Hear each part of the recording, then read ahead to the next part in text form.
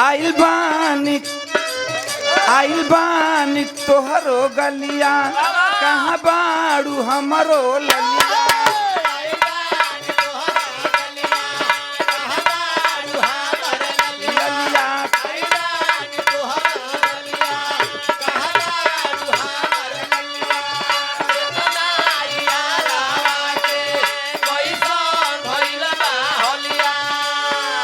के बनाइया रावा के देखना यारावा के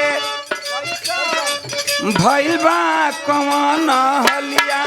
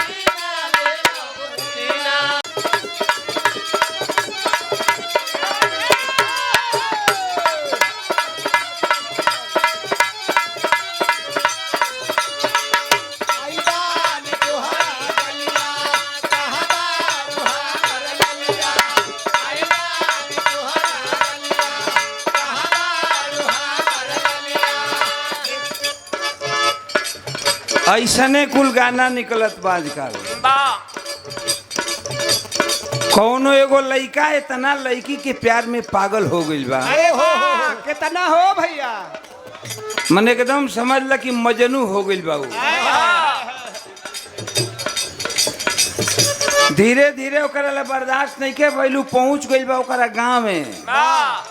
वो दूसरा गांव के बा और ओकरा गांव में पहुंच गइल बा। आ जाके गली गली में घूमता का कहता, आइल बानी तोहरो गलिया कहाँ बाड़ू हमरो ललिया।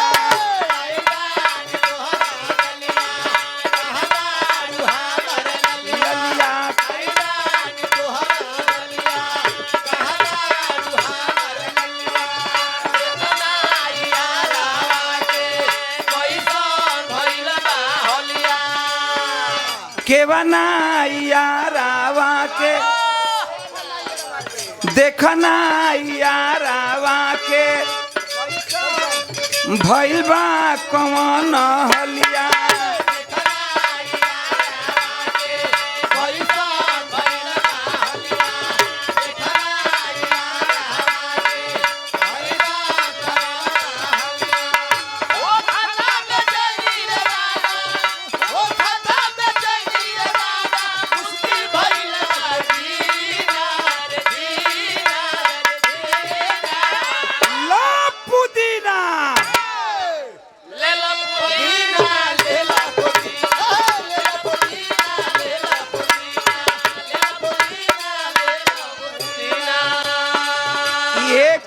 चलत बा पुदीना लेला, नेनुआ लेला, सतपुतिया लेला, मुरई गाजर लेला। बाहरे जमाना बाहरे समय देखा जमाना में कितना बदलाव आवत हो। रोज नया नया टेक्नोलॉजी निकलत बा। आज जितने नया नया टेक्नोलॉजी निकलत बा उतने जमाना में परिवर्तन होत बा। एक चीज हम बता दें, आज के लिखवैया जितना परेशान हों उतने गवैया परेशान हों ना, उतने सुनवैया भी परेशान हों। कौनो गवैया गावता वही रे जगहिया दांते काट दियलन राजा जी। काहे नहीं जी, भी से काट लेना राजा जी हो। फुअरे बेकारे, इसके मुंह में केवल गंदा ही भरा रहता है। कौनो गवैया गावता कि मोरा गन्ना के रस तोरा ढूंढी में सही सही जाता कि ना। साला कुल शुगर मिल बंद होके जा रहल बाटे, ओकर ढूंढिए हौदी हो गल।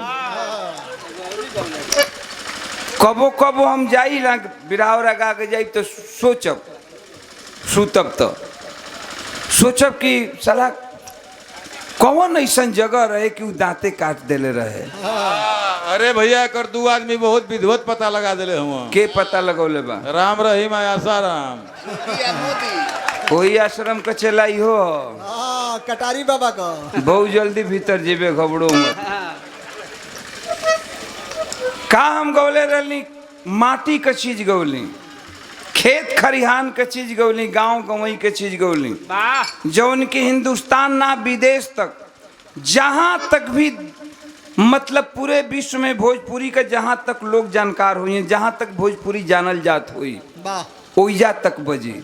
आज के जमाना बा, अगर जवान भाई अपना घर में कोनो गाना बजावे लगल आ ओइजा जवान बहन बैठल बे तब मारे शर्म के मारे उठ के चल दी। ऐसन ऐसन गीत हो गल, ऐसन ऐसन गाना हो गल।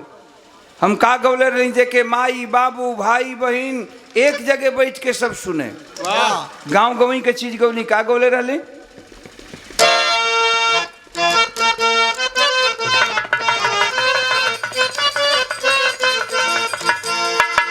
इहे गौले रहली कि बड़ा नीक लागेला, बड़ा नीक लागेला झरेलिया के गाँव में हरेला मनवा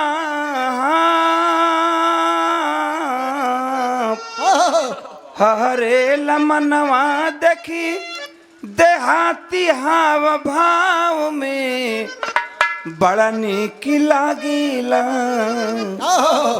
झरेलिया के गाँव में।